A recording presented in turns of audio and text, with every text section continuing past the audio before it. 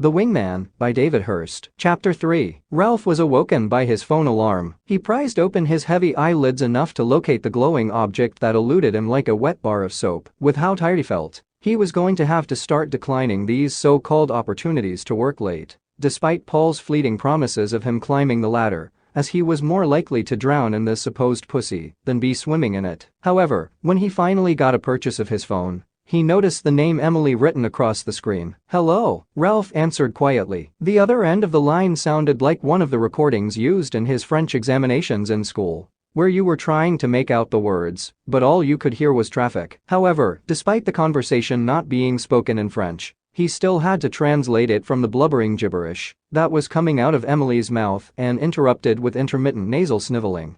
"Calm down, Em, I can't understand you," said Ralph in a relaxed voice as he rested his head back on the pillow. As Emily continued to speak in the same manner, Ralph rested the phone beside him on his pillow and closed his eyes whilst he listened. They soon pinged open when he heard the words, "Can you pick me up?" "What? From where?" asked Ralph. "I'm in Nansford," Emily revealed with a sudden burst of clarity. "That's over 20 miles away," Ralph pointed out. "I know," Emily sniveled. "And I'm stuck here." "What are you doing in Nansford?" asked Ralph. "I thought you were going to the Shakespearean in Cligfield." "Oh, it doesn't matter. I'll walk home," snapped Emily. "Okay," said Ralph, too tired to argue. "I'll see you at work on Monday," he concluded, briefly enjoying one of those rare moments where Emily needed him more than he needed her. "Please," Emily cried. "I need you to pick me up," she managed to say before the tears flowed. Ralph wondered whether this was what Paul had been talking about when he was saying that he let her come to him, but somehow he doubted that. "Okay, I'm coming," Ralph relented with a sigh, wondering how many of these brownie points he would have to accumulate in order to get a date with this girl.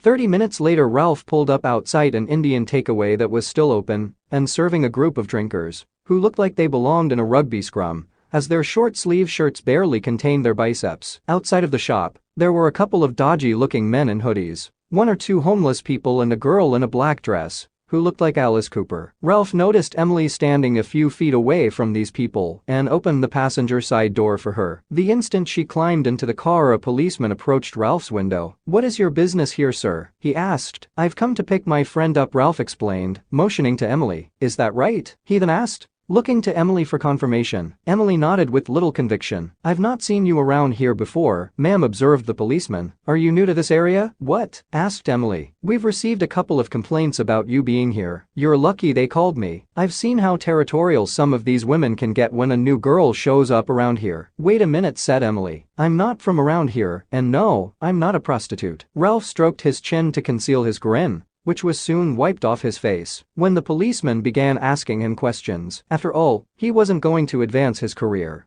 should he receive a criminal record for soliciting, at least not if he wasn't going into politics.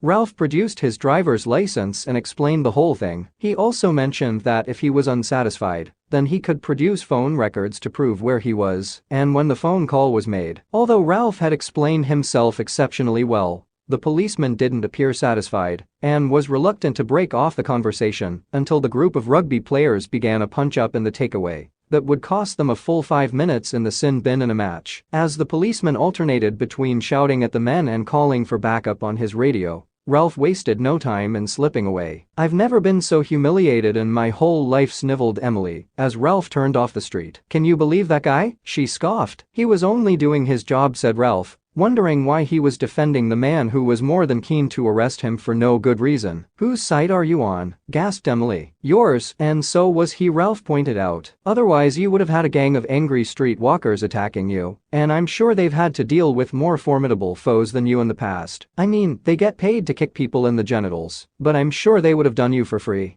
"Are you enjoying this?" Emily asked with incredulity. "What, being awoken in the middle of the night after less than 4 hours of sleep on the back of a 14-hour shift?" "Oh yeah, I'm loving every minute of it." "Then why did you even bother to come?" "Because you are special to me and I'll always be there for you," he said, now speaking from the heart instead of from the perspective of an angry bear awoken from his slumber. "Thanks," Emily murmured, speaking into her chest. "So what were you doing in Nansford anyway?" asked Ralph when he felt enough time had passed. "I'd rather not talk about it," Emily replied curtly. "No problem," said Ralph, choosing not to press the issue. This was no doubt to do with some guy, probably the guy that Emily and Jade were giggling about at work that morning. A guy that probably looked at Emily the way Emily looked at him, Ralph thought, as he focused on the road ahead.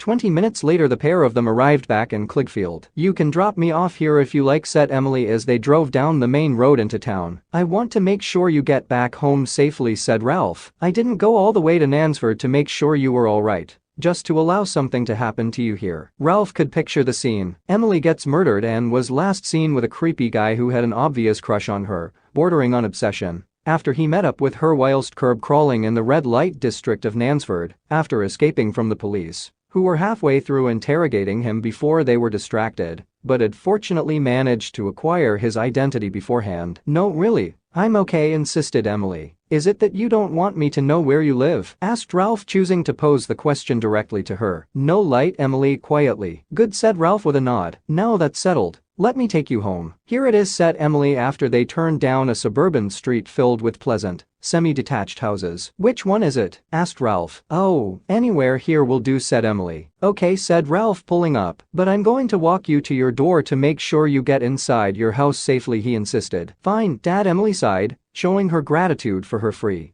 20-mile taxi ride at peak time. Emily walked in short, brisk steps, the scraping of her high-heeled shoes echoing around the quiet street as she strode ahead while her arms huddled around her body in what Ralph believed was as much out of discomfort than from the cold on that mild, cloudy night. Eventually, Emily walked up a driveway, which was much further down than where Ralph had parked, and was on the other side of the street too. Her steps were noticeably quieter on the approach to her front door. "See," said Emily, rattling her key around in the lock in frustration, canceling out any previous attempt to be discreet upon her return. "Happy now?" she asked. "Well, I'm happy that you are safe," said Ralph as he waited for a thank you, whilst not expecting the invitation into the house which he was hoping for. As it happened, he got neither as Emily closed the door as quickly as it was possible to without causing a slam. Ralph consoled himself with the point that, despite how much he had been crushing on Emily, the chance of entering her house and spending the night with her only just pipped that of returning back to his own comfy bed.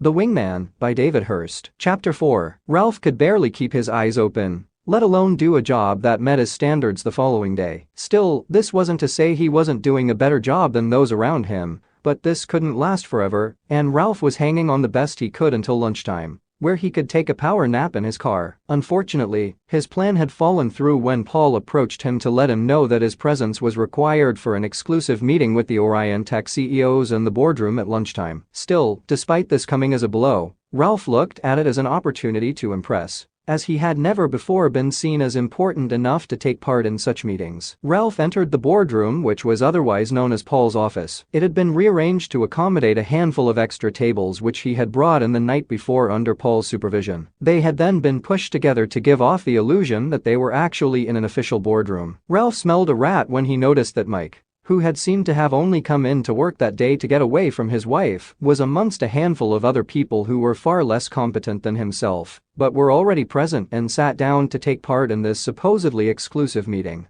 "This is Ralph," said Paul as he introduced him to a Mr. Saunders, one of the directors of Orion. "He's one of our tech guys." Ralph extended his hand for him to shake. "Great," said Mr. Saunders. "I'll have a tea with 1 sugar," he said, planting his empty cup in Ralph's awaiting hand. He then turned to the other two, who also placed their orders. "I'm a tech guy," Ralph insisted, believing Mr. Saunders had misheard Paul's introduction of him. "So," said Mr. Saunders. "Am I supposed to be impressed?" Ralph stood there a moment with 3 cups in hand, expecting them all to burst into laughter and say something like, "Gotcha. We made you believe we thought you were the T-boy," and then ask him questions about how Nexus software could help improve efficiency in Orion Tech. It seemed a long shot, but, after all, Ralph had never been to one of these meetings before and didn't know exactly what to expect. "Well, go on then," said Mr. Saunders, clapping his hands. "Time is money." "But I'm a software developer," Ralph informed him. "Did I ask you for your life story?" Mr. Saunders barked. "No, but," Ralph managed before Mr. Saunders charged in again. "You do know how to make tea, don't you?" Mr. Saunders asked. "I do, but then get to it, boy. Now," he shouted, shooing Ralph away with both hands. "I hope all of you lot aren't as dippy as that one." Ralph overheard Mr. Saunders scoff as the door was closing behind him. "Sorry about that," Paul had said, apologizing for Ralph's apparent stupidity.